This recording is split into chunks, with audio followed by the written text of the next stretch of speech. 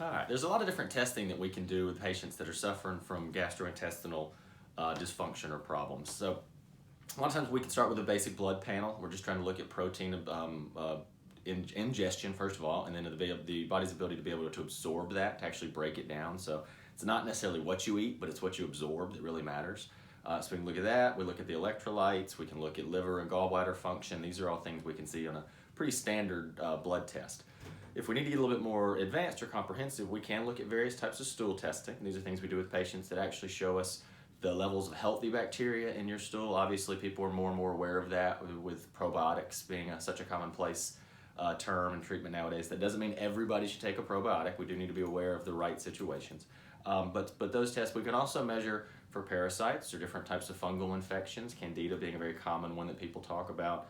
And then also it measures the unhealthy bacteria, things that may have taken over time after various rounds of antibiotics and so forth over the years. So those tests, along with some different, we can do breath tests.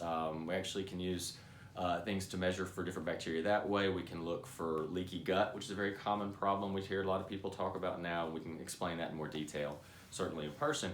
But these are some of the tools that we use to make sure that we diagnose the patient correctly, because then with that proper diagnosis, we're going to be much more efficient and complete in our treatment of that patient.